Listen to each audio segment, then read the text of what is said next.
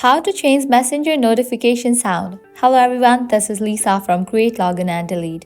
Now let's get started. Launch your Messenger app. Here we go. Make sure you have already logged into your account. You will land to the chat section.